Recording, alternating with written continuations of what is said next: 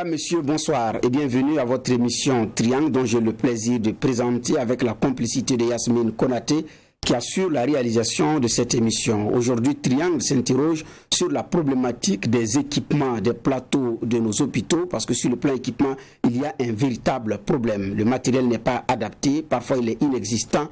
Et quelque temps après, même après une cérémonie, ça tombe en panne ou c'est hors d'usage. Qu'est-ce qui se passe? Pour en parler, je reçois pour vous aujourd'hui des personnalités au profil différent. Il s'agit d'abord de M. Bibia Robert Sangaré. Il a été directeur général de l'hôpital Yalagado Ouedraogo. Actuellement, c'est vrai qu'il a fait valoir ses droits à la retraite, mais il est dans le privé, il s'investit aussi dans l'évacuation sanitaire au niveau du Burkina Faso. Bonsoir, bonsoir monsieur, bienvenue. Bonsoir. Alors, c'est un samo, je me trompe pour dire docteur, vraiment quoi. Alors, je reçois également pour vous le professeur Charlemagne Ouedraogo, président de l'Ordre national des médecins du Burkina Faso. Je rappelle qu'il est chef de service gynécologie et obstétrique au centre hospitalier universitaire de Bogoro. Bonsoir, docteur. Bonsoir. Je reçois également docteur Idriss Traoré. Il est chargé à la formation du CIMEB et chef du service anesthésie et réanimation du centre hospitalier universitaire Bogoro. Bonsoir. Bonsoir. Alors, c'est vrai que vous deux, vous êtes du même service centre hospitalier au Bogoro. Voilà, c'est une coïncidence. C'est en fonction des profils que vous avez été invité. Voilà, merci. Le décor est campé et nous allons commencer par la première question. Je m'adresse à l'ancien directeur général de l'hôpital universitaire Yalagado Ouedraogo. Alors, avec lui, il y a beaucoup de choses que l'on a découvert en ce qui concerne les équipements, comment est-ce que les choses se font. Mais avant tout, il y a un dispositif qui encadre les choses par rapport aux équipements. La réalité du terrain, c'est qu'on a un problème d'équipement au niveau du Burkina Faso. Pour faire le scanner, il faut taper des centaines de kilomètres. Presque les CHR n'en ont pratiquement pas. Il y a un constat qui est là en tout cas. Arrivé à l'hôpital Yalagado, les lignes ont commencé à bouger à un moment donné. Il y a le dispositif administratif, paraît-il, qui ne facilitait pas les choses par rapport à l'attribution des marchés. Est-ce que vous pouvez nous en dire déjà plus pour camper le décor? Avant toute chose, je voudrais d'abord vous remercier donc de l'honneur que vous me faites de m'inviter à votre émission. C'est aussi un plaisir pour moi de me retrouver avec des amis et des anciens collaborateurs. Merci. En fait, on est toujours ensemble, hein, même si je suis dans le privé maintenant. Donc c'est un grand plaisir pour moi, à partir de mon expérience de Yalagado, d'associer donc ma voix à celle des médecins de terrain pour pouvoir donc parler de cette problématique de l'équipement de nos formations sanitaires. Vous savez, en toute chose, il faut savoir y mettre et de la vision et de l'ambition. En fait, en Afrique en général, ou au Burkina en particulier, on a tendance d'abord à raisonner exclusivement en argent. Or, avant l'argent, c'est les idées. Nous sommes dans un pays qui a un système de santé hiérarchisé à trois échélences. Le professeur ou bien M. Traoré me corrigera. Je crois que le premier niveau, c'est le CSPS, deuxième, le CHR, CMA, et puis le troisième niveau, le CHI. Et au niveau des CHI, vous avez un CHI qui est au sommet, qui est jusque-là, sauf preuve du contraire, qui est l'hôpital de référence nationale et de dernier recours, qui est l'hôpital Yalagado, le centre universitaire Yalagado. En principe, il y a des normes. Pour chacune de ces structures, quand on prend un CSPS, on doit pouvoir savoir quel est l'équipement minimal et nécessaire pour le faire fonctionner. Quand on prend un CMA, un CHR, ça devrait être la même chose. Quand on prend un CHI, c'est la même chose. Parce que chaque structure correspond à des niveaux de soins. Donc, un hôpital, une formation sanitaire, c'est comme chacun de nous, nous sommes assis ici. Nous avons deux pieds.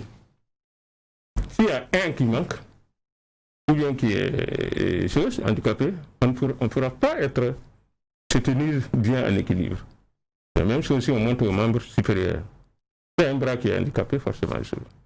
Et une formation sanitaire, j'ai l'habitude de dire c'est deux pieds.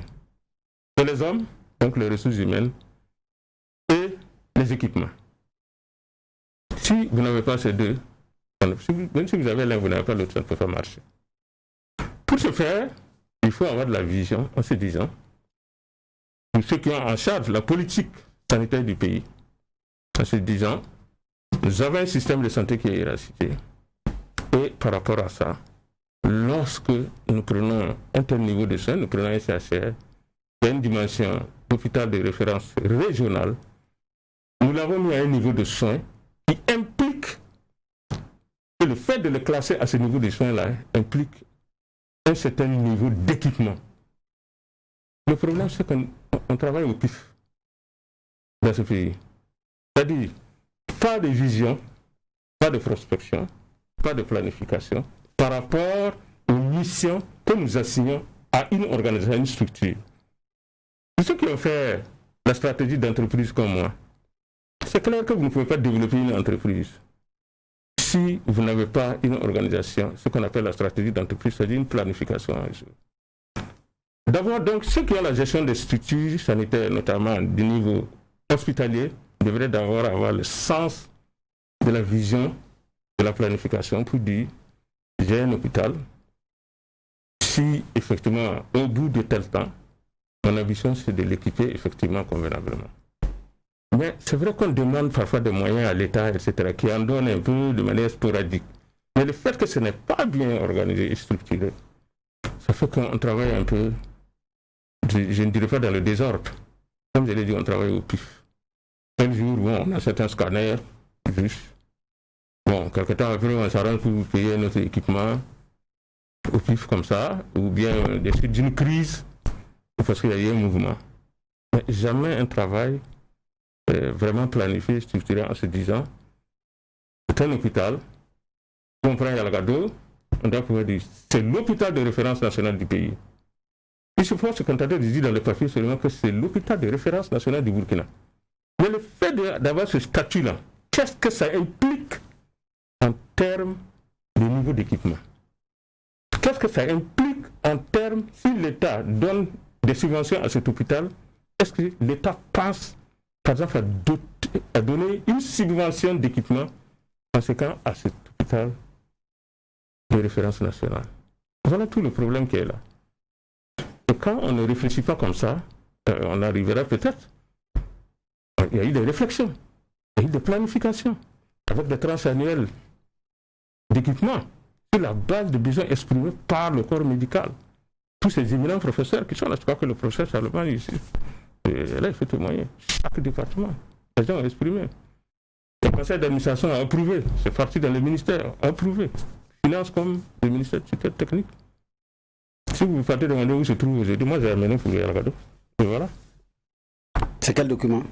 C'est le projet d'établissement 2013-2017, qui était le premier point, le premier critère d'évaluation du DG recruté par appel à la candidature, c'était de proposer un projet d'établissement, en fait un plan stratégique de développement de la structure. 2013-2017. Ouais. Si vous allez à l'intérieur, vous allez voir année par année. 2013, ce que les services ont demandé en équipement. Évaluation financière.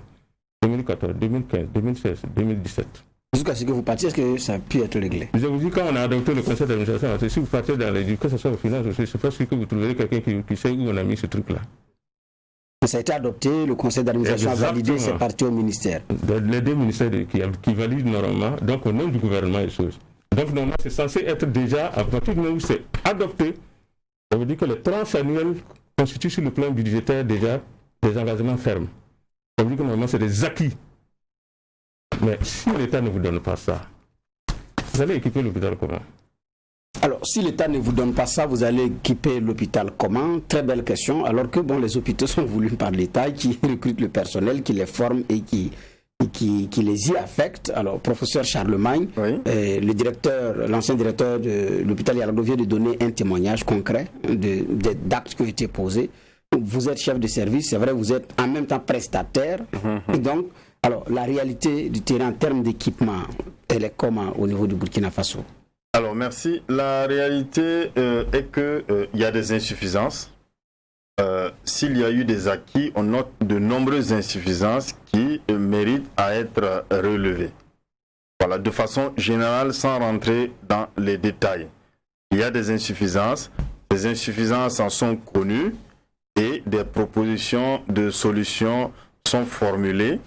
Eh bien, il faudra qu'on puisse passer de l'avant Autrement, nous risquons de rester dans une situation qui est déplaisante pour tout le monde. Alors, déplaisant pour tout le monde, il dit que ce n'est pas la planification qui n'est pas faite, mais l'équipement, comme on appelle ça, il y a un problème d'équipement.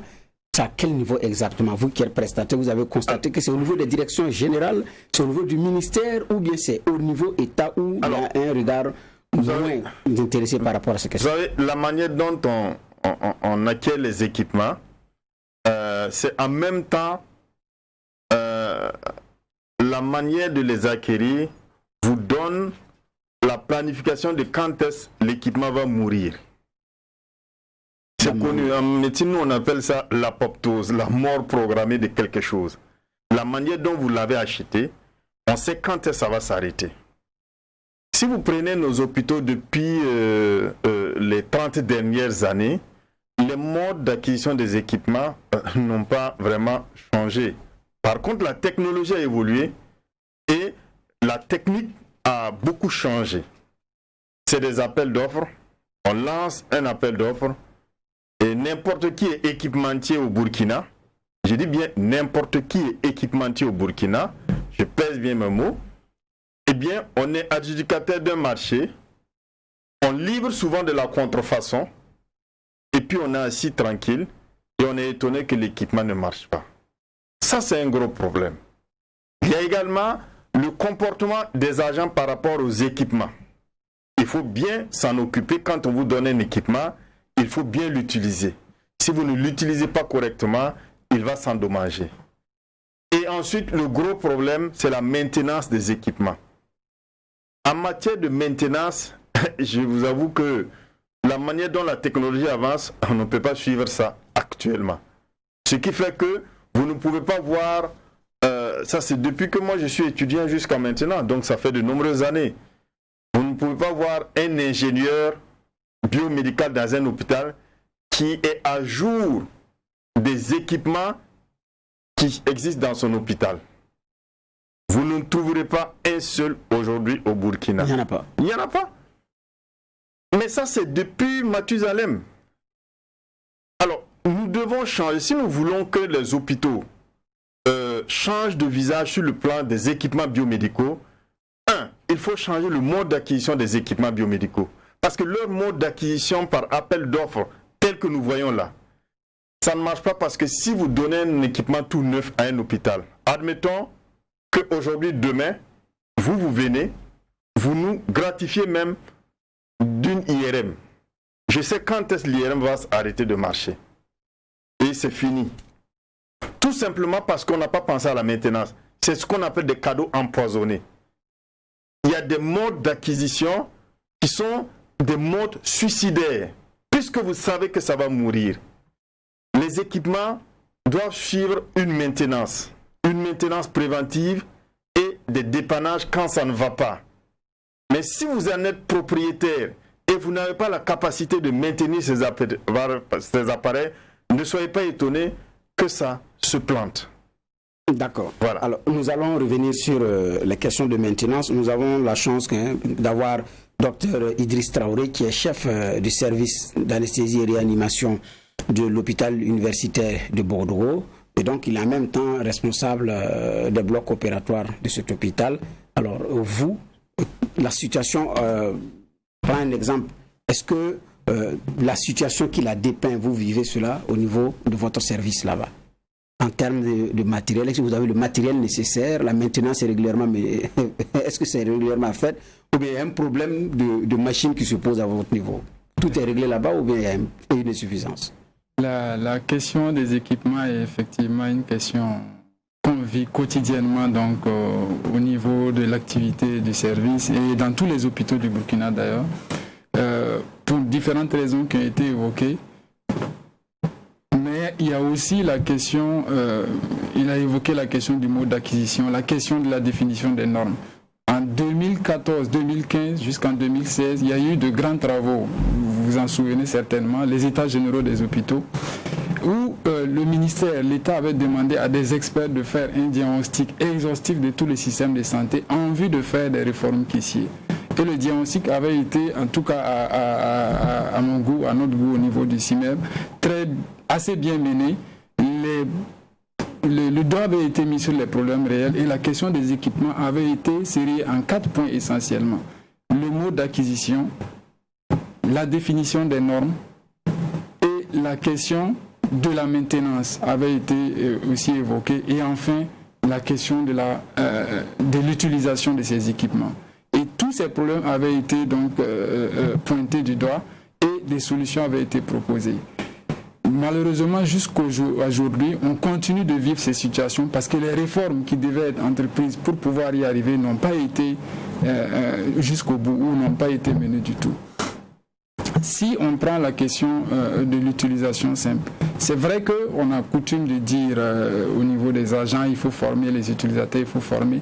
Mais en même temps qu'on forme les utilisateurs, n'oublions pas que les utilisateurs sont les premiers maintenanciers de ces équipements-là. C'est l'utilisation en partie qui définit aussi le devenir de cet équipement. Donc cette utilisation-là doit pouvoir être optimale. Et puis après, vous avez aussi la question même en dehors, je ne parle pas, comme vous avez dit qu'on va évoquer après la question de la maintenance, je parle aussi de la question de l'acquisition. Bon, je le dis de façon assez plate, on ne peut pas penser qu'on acquiert un chariot d'anesthésie du bloc opératoire comme on acquérirait une voiture, par la même loi des marchés. C'est des questions assez sensibles. Il y a 6 mois, on m'avait posé la question, pourquoi le même équipement qu'on donne à 2 structures différentes, le public et le privé, qu'ils acquièrent, pourquoi au privé ça dure plus, ça ne se gâte pas? J'avais répondu une chose de façon très simple qui apparaît un peu dans ce que le professeur Ouedraogo a dit tout à l'heure, c'est que le privé, si vous permettez que je cite un nom, 5 amis, quand il veut acquérir un scanner, le DG, il se lève, il peut aller voir un équipementier et puis il paye le scanner de qualité que lui veut, comme il l'entend, ce qui convient à lui, ces professionnels qui ont demandé ce scanner. Moi, quand je demande un chariot d'anesthésie, on me dit quelles sont les différentes caractéristiques. Et voilà ce que la loi du marché m'interdit de faire, de donner des caractéristiques qui permettent de distinguer une marque particulière. Parce que si ça transparaît, le marché ne peut pas être lancé. Et donc, ce qui fait qu'au final, quand je donne des caractéristiques, c'est général, n'importe quel Burkinabé, parce qu'il a dit clairement, n'importe qui peut être fournisseur d'équipement, donc n'importe quel Burkinabé peut aller, c'est pas péjoratif, mais je le dis comme ça et je m'excuse déjà auprès, n'importe quel Burkinabé peut aller où il veut, faire fabriquer par qui il veut la machine qui répond à ses caractéristiques sans que ça ne soit de qualité et me l'amener. Et de fait, peu importe la marque, l'essentiel c'est les caractéristiques. Voilà, c'est ça qui compte dans les lois. Et donc ça c'est un véritable problème qui fait qu'on vous amène du matériel et au bout de 2 mois, souvent même moins, le matériel est HS. Et souvent même à l'ouverture des paquets, vous vous retrouvez devant un matériel qui ne répond pas à ce que vous voulez, mais pire, qui ne marche pas bien. Dans ce cas, vous faites quoi? Est-ce qu'il y a un mécanisme d'interprétation? Aucun. On l'a vu à Borodogo. Moi, je l'ai vu à Borodogo. Hein, voilà. Ça, je peux le dire. Hein, on a rejeté des tables d'accouchement. Vous vous rappelez qu'il y a eu une femme qui est décédée en tombant d'une table. Eh bien, à la suite de ça, quand on s'apprêtait pour aller à l'hôpital de Borodogo, le ministère, c'était sous le ministre Maïla, et je salue son action, avait mis de l'argent pour qu'on puisse équiper le nouveau service de gynécologie. Et on a prévu d'acquérir des tables d'accouchement, même si vous valez 1 tonne, ça ne peut pas se casser. Mais celui qui a eu le marché nous a fait de la contrefaçon. Comme ce n'était pas un marché lancé par l'hôpital de Borodogo, nous étions obligés de rejeter, mais on n'a pas eu de table. Aujourd'hui, c'est difficile. On n'a pas eu de table d'accouchement. Donc on a dû faire un état contradictoire. Mais c'était de la contrefaçon. C'est-à-dire que l'équipementier qui a eu le marché est allé acheter chez un autre opérateur sino-vietnamien et venir fabriquer l'étiquette de la marque de l'appel d'offres collée pour venir livrer. Beaucoup de gens font ça. Ce que vous dites, mais je le dis, ce que je le dis, je l'assume et je peux le démontrer. Et c'est malheureusement une triste réalité. Ce que je vous dis, c'est pas faux. Oui. Alors, mais nous avons la chance de vous avoir directeur. Vous avez été directeur général du CNU. Exactement. Quand on parle d'entreprise, vous y connaissez bien. On parle également du mécanisme de l'attribution des marchés au niveau du Burkina, vous le connaissez bien. On loue notre système de passation de marché à un service de contrôle très rigoureux. Vous ne pouvez pas tricher, mais finalement, à entendre les deux prestataires, les deux techniciens, on a l'impression que le système il ne vole pas haut. Non, il y a un problème dans ce pays. C'est l'esprit républicain, l'esprit de suite de la continuité de l'État, qui fait que dans ce pays, on est malade, on ne sait pas capitaliser ce que le précédent a fait. On vient, vous êtes DG, moi j'arrive, tout mon programme se résume à démolir tout ce que vous avez fait. Le professeur Charlemagne a soulevé le problème de la mode d'acquisition. C'est vrai qu'à un moment donné, on a effectivement mis l'acquisition des équipements de santé comme la fourniture de papier et choses. Du coup, excusez-moi, n'importe quel gouvernement qui a bon séance pouvait postuler pourvu qu'il ait un récépissé, registre de commerce général. Il postule, il va chercher les éléments techniques ou tout ce que vous voulez, il casse le prix. Il n'a même pas un technicien avec lui, il gagne le marché et vous amène effectivement, comme il l'a dit, des choses. Mais là, en 2013, à l'Assemblée générale des sociétés d'État consacrée aux établissements publics de l'État en 2013, c'est moi-même j'ai pris la parole par rapport à cette affaire de passation des marchés concernant le domaine de la santé. Et j'ai expliqué exactement comme le docteur Traoré vient de dire qu'il n'est pas possible de mettre les équipements de santé de la même manière qu'on commande du papier, du quoi, de ces choses. Le Premier ministre était Luc Adolphe Thiaw. Et il a reconnu effectivement que dans ce pays, on sacrifiait beaucoup de vies sur les questions de procédure. Bien. Et il a ordonné qu'on puisse faire une correspondance à l'attention du ministre des Finances pour qu'on accorde aux hôpitaux, en fait, aux services de santé, des règles particulières d'acquisition des équipements. Le retour de l'Assemblée générale des sociétés d'État. Le ministre Traoré, avant qui était de la santé, a convoqué une réunion. On s'est retrouvé DG hôpitaux avec le ministre. C'est moi-même qui ai écrit le projet de lettre du ministre de la Santé au ministre des Finances. Parce que le ministre Traoré a dit, vous semblez maîtriser ces choses-là. Parce que quand même, j'ai été DG d'un EP qui était le CNU pendant 8 ans. Donc, il y a, en termes de sensibilité des choses, c'est presque les mêmes choses. Donc, j'ai écrit, la lettre est partie. Le ministère des Finances a dit OK. Donc, il y avait un principe qui voulait que pour acquérir les équipements, on puisse effectivement nous accorder un certain nombre de facilités. Entre-temps, lui, il est parti. Et c'est ça le problème. Quand lui, il est parti, ceux qui sont venus ont estimé que c'est... Et il y a eu une réunion un jour avec les finances. J'ai sorti le correspondance. Et c'est un cadre qui est venu, qui pense que... Parce qu'au Burkina, on raisonne toujours en regardant qu'aux autres. Peut-être moi, ça ne m'intéresse pas. On passe sur des préjugés en se disant toujours, quand vous êtes DG, quand vous êtes ceci, vous êtes déjà un escroc d'avance. Tout le monde n'est pas moi aussi. Il faut dire que la différence. En tout cas, parce que là...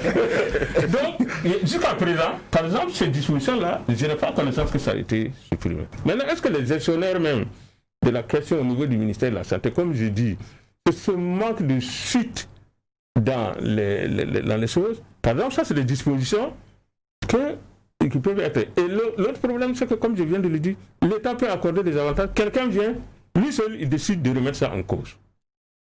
Donc il y a un vrai problème. Le Burkina est le seul pays, comme il vient de le dire, le professeur Charlemagne, où n'importe qui peut être fournisseur d'équipements médicaux techniques. Or, vous avez deux catégories de médicaments. Il y a des équipements qui peuvent être fournis de manière souple. Mais vous avez des équipements qu'on appelle sous exclusivité. Ça veut dire que c'est une seule personne. Il représente le fabricant au Burkina, c'est lui seul qui peut vendre l'équipement. Et c'est lui aussi qui peut assurer la maintenance. La plupart du temps, c'est qu'ils n'ont pas de techniciens ici. Donc pour les grosses pannes, il faut effectivement demander au fournisseur qui est en France ou je ne sais où, en cas de panne, pour qu'il vienne. Pendant ce temps, vous êtes bloqué. Voilà des cas que nous avons, que nous gérons. Vous avez dû entendre l'histoire des scanners qui est bloqué, parce que c'est une marque dont le représentant a l'exclusivité ici. Il faut que lui l'écrive à chose. Ils viennent, c'est la même chose pour l'équipement de dialyse. C'est une marque qui donne tout, même les équipements de laboratoire. Donc moi, je préconise qu'en tout cas, pour la fourniture des équipements médicaux, je suis d'accord qu'il y a le registre du commerce, mais il faut en arriver où le ministère de la Santé peut donner quand même des agréments. D'accord. Alors, puisqu'on insiste, on va parler de la question de la maintenance. Alors, vous avez des appareils au niveau du bloc opératoire. En principe, qui doit faire la maintenance? Le service de l'hôpital, le fournisseur, ou qui doit faire cette maintenance? Parce qu'on parle beaucoup de la maintenance. Alors, là aussi, sur cette question de la maintenance, au niveau du ministère, justement, il y a encore matière à mieux organiser la maintenance. Parce que vous avez la direction des équipements et de la maintenance du ministère de la Santé. Et puis, vous avez une autre structure fêtière, la SOGEMAB, qui s'occupe de la question de la maintenance au niveau donc, du ministère de la Santé. Et malheureusement, malgré tout cela, la maintenance reste l'épine au pied, au talon donc, des hôpitaux. Pourquoi? Parce que justement, ce double système ne fonctionne pas. En 2015, toujours, je fais référence parce que j'avais trouvé ce diagnostic-là assez conséquent, assez bien mené, à la fois par des experts nationaux et des experts français qui avaient été mandatés. Et en 2015, il avait été dit qu'il fallait justement arriver à un système de maintenance périn. Quels sont ceux qui s'occupent de la maintenance dans nos hôpitaux? C'est les techniciens et les ingénieurs en maintenance biomédicale qui sont dans les hôpitaux qui s'en occupent. Sauf que quand vous acquérez un matériel, celui-là, il ne connaît pas ce matériel. Et malheureusement, comme j'ai dit, vous ne pouvez pas convaincre même un simple citoyen que Renault ou bien Mercedes, permettez-moi de citer des marques, va donner son secret de fabrication ou son secret de maintenance à la maison, je ne sais pas moi, BMW. C'est ça. Et donc, même si le maintenancier, il a été formé pour faire une maintenance basique, voilà, il reste quelque chose qu'il ne pourra pas faire sur du matériel dont il n'a pas la maîtrise. Pour les moniteurs, par exemple, ceux qu'on a au bloc opératoire, je me rappelle que quand on a démarré, il y avait des problèmes pour les moniteurs. On dit il faut appeler le maintenancier, il vient, il n'a pas les codes. On appelle le fournisseur, il vient, il n'a pas les codes usine. Le fournisseur lui-même, il n'a pas les codes. Et ça, c'est pour une raison simple, c'est que ce fournisseur-là, il ne s'y connaît pas en équipement biomédical. Et donc, quand il va acquérir, il ne s'occupe pas derrière des questions de maintenance, puisqu'il n'y a pas de contrat de maintenance avec lui. Donc, c'est pour ça qu'au niveau du CIMEB, nous, on a proposé une chose très simple. Premièrement, pour la question de l'acquisition des équipements, il faudrait non seulement savoir faire exception de la loi des marchés pour les hôpitaux, trouver les mécanismes pour le faire, et nous sommes disposés donc à pousser la réflexion plus loin. Sinon, on l'a poussé, on a déjà fait des propositions dans ce sens. Deuxièmement, toujours sous le mécanisme d'acquisition, à défaut de permettre cette exception, il faudrait permettre, et c'est ce que nous bataillons pour depuis maintenant 5 ans, il faudrait permettre qu'on fasse ce que nous appelons la préqualification des marques, au lieu de la préqualification des fournisseurs. Parce que la préqualification des marques, c'est un terme technique, qu'est-ce que ça veut dire? Alors, quand nous parlons, les gens font l'amalgame. Je vais passer par la préqualification des fournisseurs d'abord, parce que c'est ce qui a cours actuellement. C'est ce qui a cours actuellement. On nous dit, au niveau du ministère, au niveau donc des différents fournisseurs, que l'État reconnaît certains fournisseurs, agrée certains fournisseurs. Donc, pour pouvoir postuler, il faut être agréé. Et donc, agréé, c'est ce qu'ils appellent la préqualification. Ça, ce n'est que la préqualification des fournisseurs. Pour dire, ce fournisseur-là, il respecte le plus souvent, c'est être inscrit au registre du commerce, disposer de ça. Voilà ce qu'il y a. Mais ça ne suffit pas. Nous disons qu'il faut la préqualification des marques, c'est-à-dire que c'est les utilisateurs qui savent de quel matériel ils ont besoin. Nous demandons simplement qu'on permette aux différentes sociétés savantes, parce que fort heureusement, au niveau de la santé, les différentes spécialités, les différents domaines sont pratiqués par différents praticiens qui se sont regroupés en associations professionnelles, scientifiques. Et ces sociétés savantes-là peuvent définir, nous demandons qu'on permette aux sociétés savantes de définir 3 marques par domaine et par matériel, par équipement, de sorte que quand on lance un marché au Burkina, qu'on sache que c'est parmi ces 3 marques pour ce matériel-là. Et Et après, ces sociétés savantes peuvent se regrouper pour amoindrir justement le nombre de marques, se regrouper encore entre elles toutes pour définir les principales marques qui vont être justement les marques qui vont être fournies. Ça permet de lever la question du conflit d'intérêts, de lever la question de on va m'amener du matériel qui ne respecte pas certaines normes. Ça reste effectivement une question, nous pensons qu'il faut aller vers là, parce que ça va aussi permettre, puisque si on dit que c'est ces 3 marques qu'on doit payer, quand on va aller payer ces marques-là, quels que soient les fournisseurs qui amènent, ça va être auprès d'un fabricant. Et ce fabricant va accepter... Mais le professeur dit que quelqu'un allait imprimer la marque et puis venir coller. Non, oui. Mais ça, c'est lorsque... Ce qu'il dit, j'appuie, hein, ce qu'il dit est exact. La préqualification des marques est une des stratégies, mais auparavant, il faut que d'emblée, avec le MINEFID, on accepte d'exclure les équipements biomédicaux du mode classique d'acquisition des biens de l'État. Parce que vous voyez ce papier-là, si je fais une erreur, vous pouvez jeter, on aura perdu de l'argent. Mais cet équipement biomédical, si je fais une erreur, c'est la vie humaine qui s'en va. Voici pourquoi on ne peut pas les mettre dans le même lot. Parce que les conséquences de la malfaçon pour chaque mode de matériel n'est pas la même chose. Il y a des conséquences sur la vie humaine, il y a des conséquences sur les finances. Et la vie humaine, on ne peut pas réveiller. Les finances, on peut travailler pour en avoir encore. Et donc, si déjà on travaille à sortir les équipements biomédicaux du mode d'acquisition des biens classiques de l'État pour lui donner une autre façon d'être acheté, eh bien c'est dans cette autre façon-là que la préqualification sera inscrite. Pour qu'on sache, si on décide qu'en matière de scanner, au Burkina, on aura 2 marques, eh bien ces 2 marques sont sélectionnées pour les 10 ans à venir.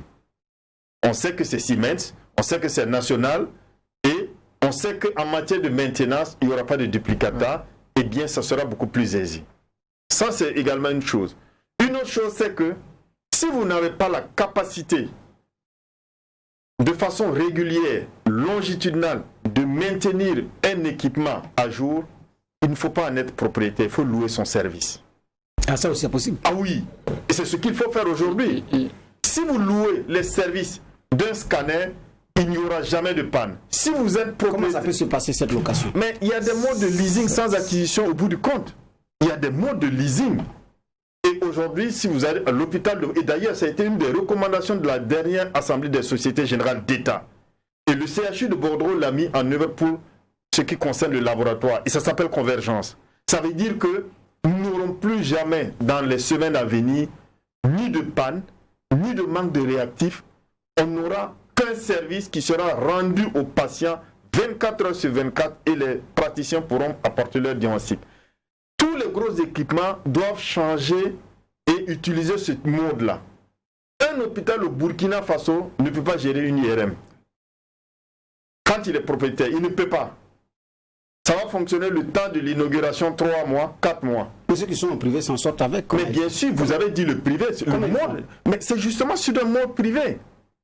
N'oubliez pas que, comment dirais-je, dans l'État, les procédures ne sont pas comme dans le privé. Si au niveau de l'État, vous voulez utiliser l'argent public, la procédure, pour la question de transparence, la procédure, elle est longue. Et on n'a pas créé une procédure particulière pour les équipements. C'est la même procédure. Ce n'est pas la même chose que le privé. Le privé, il décide de faire ce qu'il veut parce qu'il sait qu'il doit offrir le service 24 heures sur 24. Voilà. Directeur, il dit le leasing, la location. Oui. Est-ce que c'est possible? C'est une meilleure solution? Ça existe dans certains cas. Par contre, je voulais revenir sur la préqualification des marques.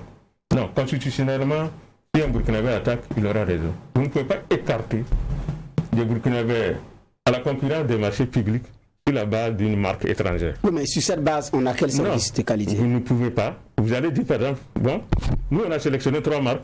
Le Burkinabé qui ne peut pas, il n'a pas le droit de fournir le matériel médical. Mais à un moment donné, alors, il faut faire un choix. Il y a d'autres procédures d'assainir le milieu, comme je l'ai dit. Par contre, on peut fixer des critères.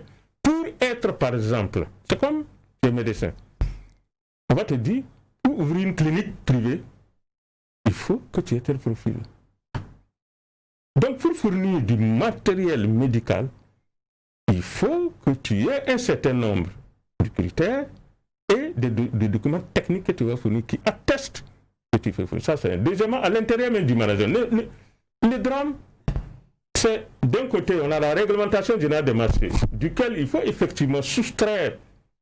Il y a des pays où le matériel médical est fourni sur la base d'une réglementation spécifique.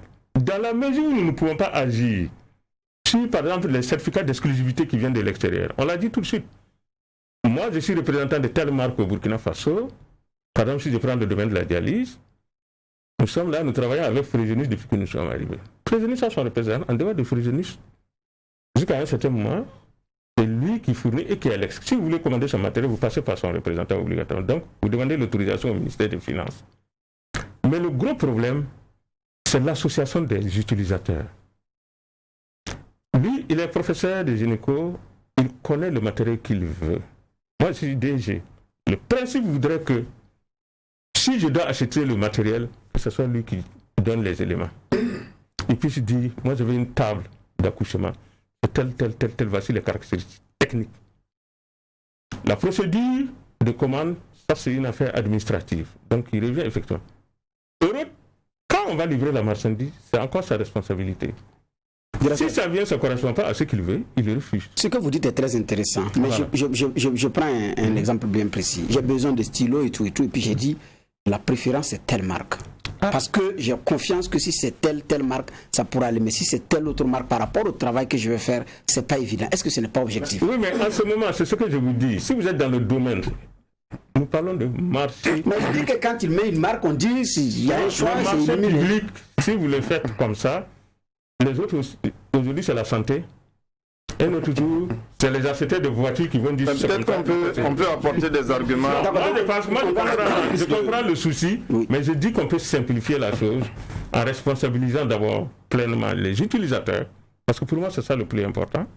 Et le risque qui est grand, c'est que des gens peuvent dire, si vous avez présélectionné telle marque au lieu de telle marque, ça veut dire qu'il y a peut-être des magouilles, ça veut dire qu'il y a des affaires, ça veut dire qu'il y a... Donc vous êtes parti... le procès d'intention. Alors, je reste toujours avec vous avant de venir. Ouais. Par rapport à la question de la location ou du leasing, est-ce que ça existe dans certains pays? Est-ce que c'est faisable chez nous? Est-ce que c'est ce qu'il nous faut ici? Si c'est réfléchi, le problème c'est la possibilité de maîtriser tout ça. Moi j'ai eu la proposition quand j'étais à Yalagadou. Des gens sont venus, on peut vous placer des équipements de laboratoire, on vient même, on dit, on vous en fait cadeau. Mais en réalité, on récupère le prix de l'appareil sur les réactifs. Puisque vous ne pouvez pas vous passer de lui pour avoir les réactifs. Donc, il met tout simplement le prix de l'appareil, il répartit ça dans la consommation des réactifs. Et puis, son affaire marche bien. Alors que la télé a montré à tout le monde qu'il vous a fait cadeau de tel appareil. Alors, docteur, avant de venir oui, allez-y, docteur. Pour rester sur la question du leasing, justement, ça se fait déjà pour l'hématologie, ça se fait au Burkina. Sysmex a disposé des machines de numération. Et ça marche.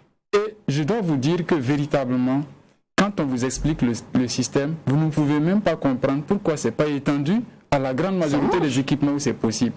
Ça marche à tel point que les hôpitaux bénéficient. L'État, c'est à 0 francs. Puisque vous allez voir le fabricant, vous signez un contrat avec le fabricant qui vient déposer la machine. Il est garant de sa maintenance, il est garant de vous fournir les réactifs. Vous êtes que utilisateur. Il vous dit, sur chaque numération, je récupère 1900 francs CFA. La numération aujourd'hui dans les hôpitaux coûte 4000 francs. Ça veut dire qu'il y a un bénéfice qui va... 1000 francs, lui récupère 1900. Il récupère 1900. Donc il reste 2000 francs à répartir entre les techniciens qui font le travail, entre les différents intrants non liés aux réactifs de l'appareil, en sachant que vous ne payez même pas de réactifs. Et mieux, dès qu'il y a une panne, il est tenu de vous déposer un appareil, en tout cas de faire en sorte que vous n'ayez pas un délai lié à ça. C'est ce qui fait marcher au privé. Je ne voudrais pas trahir des secrets, mais peut-être que vous poserez la question à Saint-Camille. L'IRM de Saint-Camille, j'en suis convaincu, marche sur ce système. Ils connaissent le moins de pannes possible. Et quand ils ont une panne, elle ne dure pas. Pour cette raison-là, parce que celui qui a mis l'appareil est chargé de sa maintenance. Et s'il y a des délais liés à sa maintenance, il paye les frais.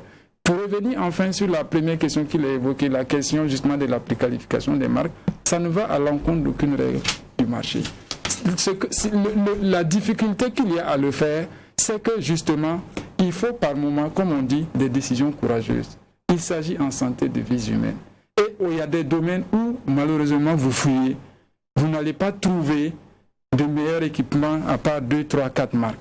Si les utilisateurs de tout un pays, les techniciens du domaine, moi je ne suis pas chirurgien, mais je prends l'exemple. Si les chirurgiens, les traumatologues disent que pour les moteurs de traumatologie, si on veut pouvoir avoir des moteurs qui font bien le travail, qui durent 5 ans, 10 ans, voilà les 3 marques internationalement reconnues. Ce n'est pas de la préférence d'un praticien, c'est de l'ensemble des praticiens de cette spécialité. Et deuxièmement, c'est sur la base d'arguments scientifiques, d'arguments techniques, que cette préqualification doit se faire.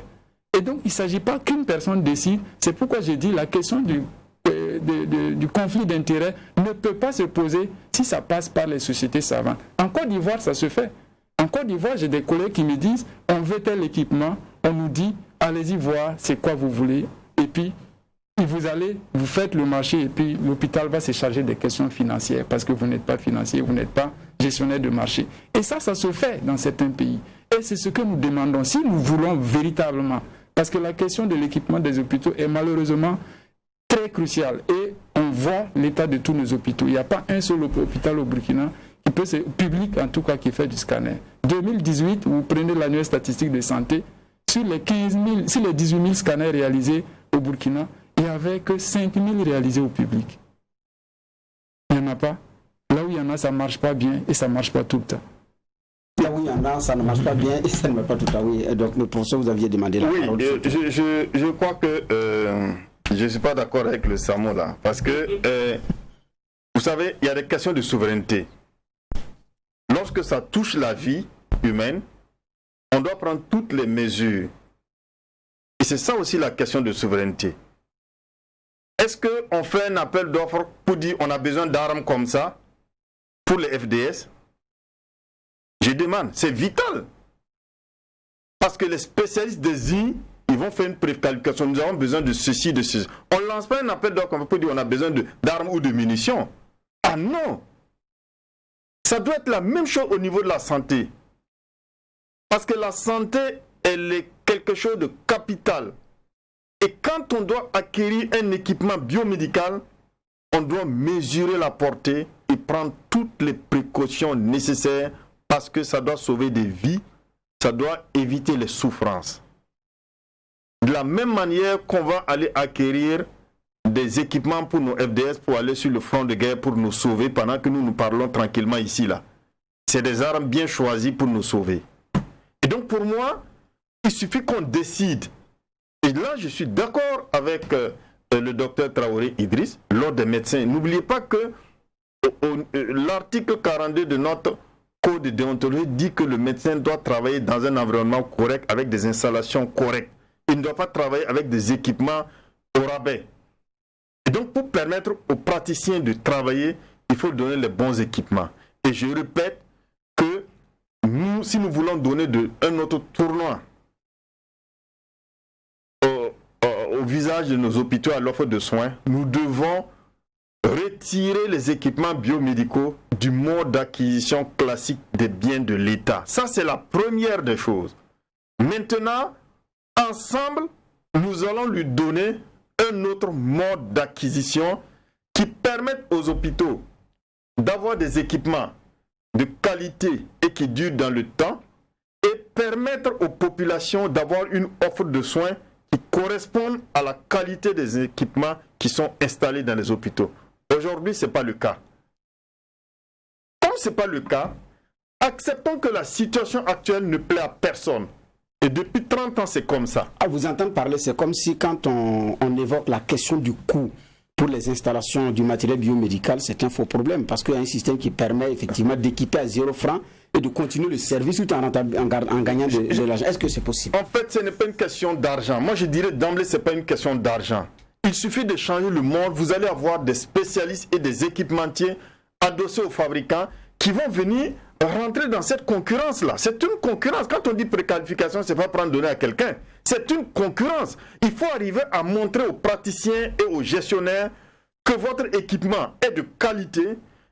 Et voici sa stratégie d'acquisition, de maintenance, de fonctionnement et de formation des utilisateurs. Alors, donc ça, c'est clair. Alors, donc ce n'est pas forcément un problème d'argent pour l'installation. Quand vous voulez avoir des avantages auprès d'un État, il faut savoir jouer sur ce qui est simple à obtenir. Oui. Si vous ne savez pas jouer sur ce qui est simple à obtenir, vous allez mettre l'État dans une situation de telle manière, il va se dire, si je fais ça avec vous, c'est une brèche ouverte, tout le monde s'engouffre dedans. Et c'est ce qu'on reproche aujourd'hui à notre gouvernement par rapport à cette Mais ce n'est pas. Mais c'est vrai. En matière d'armement, ce n'est pas la même chose. Non, je ne parle pas d'armement. En matière d'acquisition de matériel de puisqu'on ne parle pas d'armement. Parce que c'est une question sensible. Oui, mais l'armement, moi, pour avoir géré un hôpital, je suis bien placé pour vous dire quand même que la vie des gens, ça a été de tous mes 6 ans à Yalgado, mon combat. Et comme je vous l'ai dit, je suis le premier DG. Et je peux vous montrer les lettres. Avoir écrit au ministère des Finances pour dire la réglementation des marchés qu'on applique aux hôpitaux, elle n'est pas bonne, elle n'est pas appropriée et elle met en danger la vie de beaucoup de gens. Il faut revoir ce système-là. Il faut revoir. Et c'est là que j'ai convaincu l'Assemblée générale des sociétés d'État qui a amené le Premier ministre Kadel Fawe à dire, après avoir écouté le DG de Yalgado, je reconnais que nous sacrifions beaucoup de vies sur des questions de procédure et d'instruire, séance tenante, le ministre des Finances et le ministre de la Santé de trouver une formule.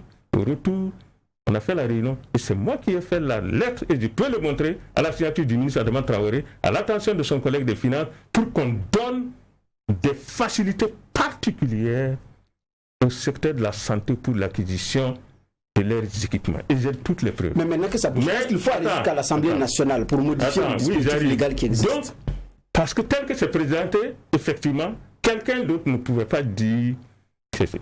Si on rentre dans les spécificités à partir du matériel et non à partir de l'activité, d'autres personnes vont nous dire si c'est comme ça, nous aussi, il faut nous donner le choix.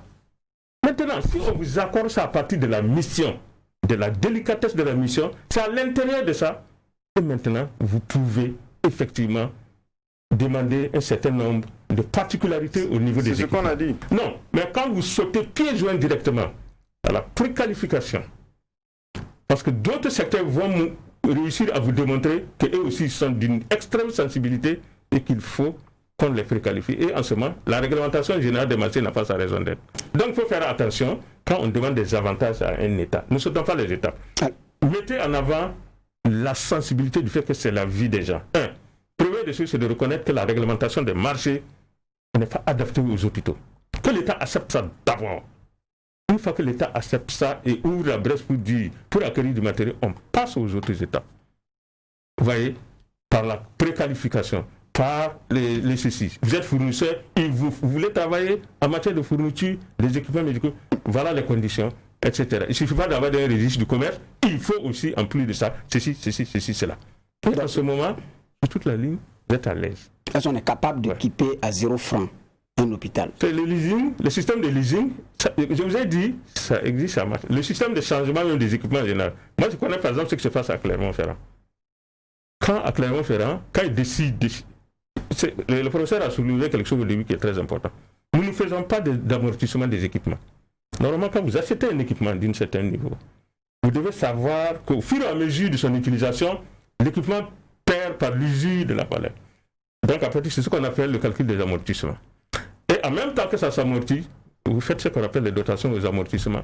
Pour être sûr que j'ai acheté un scanner, je sais qu'au bout de 10 ans, avec l'utilisation de ce scanner-là, il sera dépassé, non seulement par l'usure, mais aussi par l'évolution technologique. Donc, il faut que je fasse des dotations aux amortissements pour pouvoir disposer de l'argent au moment précis où le scanner est arrivé à bout, je puisse acheter un autre. Nous n'avons pas tout ça dans nos hôpitaux. D'accord. Et c'est un des gros problèmes. C'est vrai qu'on va vers la fin. Docteur voulait réagir. Allez-y. Oui, je voulais justement parler toujours de la question des procédures avant de venir à la question justement de l'amortissement. Sur la question des procédures, il y a autre chose qui est fondamentale. On a tous suivi l'annonce qui disait qu'il y a l'équipement nécessaire pour 100 lits de réanimation qui était prévu dans le cadre du plan de riposte. Oui. Bon, aujourd'hui, est-ce qu'on a vu ces lits-là? Toujours pas encore. Quand on dit lit, c'est l'ensemble des équipements qu'il faut. Parce que parmi les éléments qui coincent au niveau des procédures, il y a ce qu'on appelle le contrôle a priori. C'est-à-dire qu'il y a tellement de barrières de contrôle à passer qu'au final, on prend beaucoup de temps pour pouvoir acquérir l'équipement. Nous demandons aussi qu'il y ait l'instauration du contrôle a posteriori. Au bloc opératoire, je le vis tous les jours, vous avez un équipement qui est en panne, vous voulez bien le réparer, la directrice ou le directeur de l'hôpital, il comprend très bien, mais pour qu'il vous donne ne serait-ce qu'un élément qui coûte 200 000, il faut passer toutes ces lois-là. Il faut qu'il y ait appel d'offres, il faut qu'il y ait si. Pendant ce temps, il y a des vies qui sont perdues. Pendant ce temps, il y a des vies qui sont. Donc il faut revoir ça. Nous disons qu'il faut un contrôle a posteriori. On équipe, et puis après, le contrôleur vient et dit est-ce que vous avez respecté les règles? Si vous n'avez pas respecté, on vous tape. Si vous avez respecté, ben, vous continuez. Donc ça, il faut qu'on revoie aussi ce contrôle. Il faut forcément qu'on aille jusqu'à l'Assemblée nationale parce que mais il le faut parce qu'il s'agit de vies humaines. Nous disons là, c'est pour ça que je parle de souveraineté. Oui. Ça veut dire si le législateur qui fait ses enquêtes parlementaires sur le secteur santé se rend compte, ils ont même fait sur les équipements, ils sont bien informés de la question, le législateur. Ça, je peux vous assurer qu'ils sont bien parce qu'il y a eu des enquêtes parlementaires sur les équipements biomédicaux. Ils peuvent décider de lui donner un autre chemin en termes de souveraineté parce que c'est une question sensible. Et ensemble maintenant, les acteurs, s'ils s'asseyent, ils vont lui trouver un mode d'acquisition qui permette de nous libérer des souffrances passées, qui permettent aux hôpitaux d'avoir les équipements qu'il faut, d'avoir du scanner, d'avoir de l'IRM, d'avoir de la mammographie. Il n'y a aucun hôpital public qui a une mammographie. Il n'y en a pas. Il n'y en a pas. Mais ça marche dans le privé. Demandez-leur comment ça se passe. Il n'y a aucun hôpital public aujourd'hui qui dispose d'une IRM. C'est le mode d'acquisition. Et donc, si on le sort dedans, son mode d'acquisition nouveau va nous permettre d'être à l'abri de la malfaçon, des pannes, et pouvoir nous permettre d'offrir des services de santé de qualité à tout moment. C'est cela qu'il faut. Aujourd'hui, la grosse recommandation de la dernière Assemblée des sociétés générales d'État mérite d'être appliquée. Il a parlé de Sysmex. Aujourd'hui, qui n'est pas satisfait? Les hôpitaux sont contents. Le secteur privé qui contracte avec ces fabricants-là, ils sont contents. Pourquoi? Parce qu'ils offrent la qualité et ils ont des ressources. Ils n'ont pas de panne. On ne peut pas dire qu'on ne peut pas faire une numération pour savoir si quelqu'un est anémié. Parce que Sysmex, le partenariat signé entre le ministère et Sysmex permet d'évoluer à ce niveau. Il faut également le faire pour d'autres, pour la biochimie, pour l'immunologie et autres, et permettre aux hôpitaux de mettre en pratique des conventions avec le secteur privé pour pouvoir permettre aux hôpitaux d'avoir des équipements disponibles et des intrants fonctionnels à tout moment qui répondent aux qualités. Aujourd'hui, si vous faites, par exemple, il a parlé de préqualification et Dr Sangaré, M. Sangaré a dit attention. Oui, je vous donne un exemple. Prenez les laboratoires. Aujourd'hui, si vous avez un équipement de laboratoire, on vous dit que l'appareil est ouvert, mais c'est la catastrophe. Comment vous allez standardiser sa qualité? La plupart des équipements de labo qui sont de qualité sont des équipements fermés. Si c'est Roche, ils fabriquent des réactifs qui ne rentrent que dans un appareil Roche. Si c'est Tartampion, ils fabriquent des équipements qui vont dans Tartampion. Et vous pouvez faire sa procédure de qualité de vérification. Mais si vous prenez un appareil ouvert qui prend n'importe quel réactif, soyez pas étonnés d'avoir des résultats erronés. Et les biologistes vous le diront. Des appareils qui sont ouverts, comme on appelle des appareils prostitués, ça ne marche pas. Qui permettent d'avoir tel réactif, tel réactif, à un moment donné, ça fonctionne. Mais ça, si on voit, si par exemple vous faites un appel d'offres, vous dites, on veut un compteur de biochimie pour faire de la numération formule sanguine. C'est ouvert. On vous amènera tout ce que vous voulez. Mais je suis sûr que au bout d'un mois, ça ne va pas donner. Ou que les résultats donnés, on va vous dire que la personne a un taux d'hémoglobine de 12 alors que c'est 6 grammes. Donc ce n'est pas correct.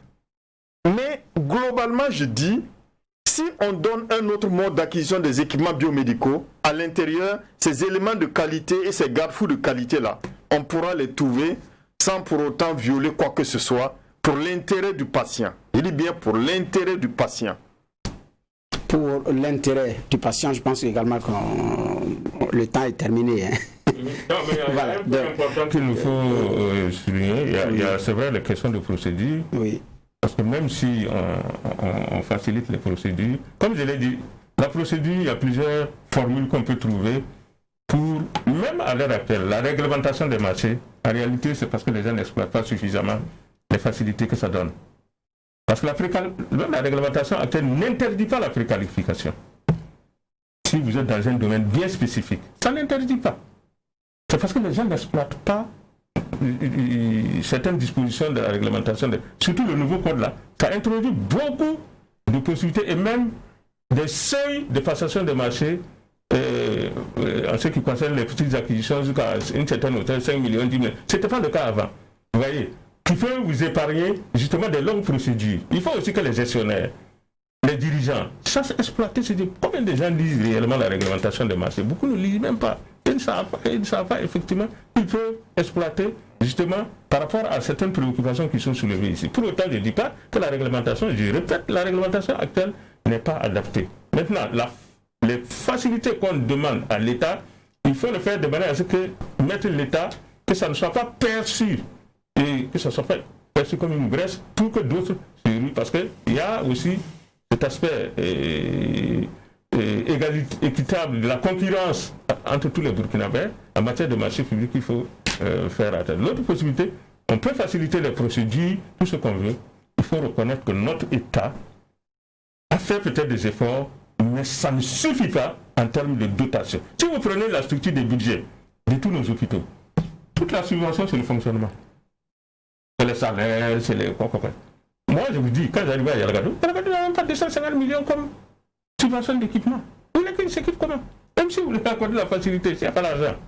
Donc, on devait se dire, l'hôpital de référence national de ce pays, qui s'appelle Yalagado, ou bien les hôpitaux universitaires, en raison du niveau de soins qu'on attend d'eux, quand on prend leur budget, on doit avoir la subvention de fonctionnement, mais aussi une subvention d'investissement. Parce que s'il n'y a pas d'investissement, tout le reste est zéro. Donc, il y a les deux volets, procédure, mais en même temps, volonté politique de donner les moyens aux hôpitaux, effectivement, en termes de subvention, surtout d'investissement. L'erreur qu'on fait, et c'est valable dans tous les EP, j'ai fait de chez nous, c'est la même chose. Le budget, quand ça vient, c'est le budget de fonctionnement. Subvention d'investissement, c'est vraiment très petit, et vous ne pouvez pas faire grand-chose avec ça. Donc il y a ce volet aussi, sur lequel je tenais à attirer quand même l'attention, pour que les deux puissent aller de pair. Voilà. Merci, en tout cas, on l'aura compris, il faut revoir les procédures, la réglementation des marchés, travailler pour la préqualification parce qu'il est possible également de financer, pour ne pas dire d'installer des appareils de qualité à 0 francs, mais aussi pouvoir rentabiliser, consulter également les techniciens du domaine pour ne pas qu'on ait un matériel désuet. C'est la fin de cette émission Triangle qui parlait de la problématique des équipements, des plateaux techniques dans les hôpitaux burkinabés. Et pour cette émission, j'ai reçu pour vous M. Bibia Robert Sangaré. Il a été directeur général de l'hôpital Yalagado. Aujourd'hui, il est dans le privé où il s'investit dans la facilitation des évacuations sanitaires. J'ai reçu également pour vous le professeur Charlemagne Ouedraogo, président de l'Ordre national des médecins du Burkina. Et j'ai reçu également pour vous M. Dr Idriss Traoré. Il est chargé à la formation du CINEP. Nous vous disons merci, vous qui nous avez suivis. Encore une fois, nous disons merci à nos invités et merci à toute l'équipe de réalisation. Bien des choses chez vous et à un autre numéro de Triangle.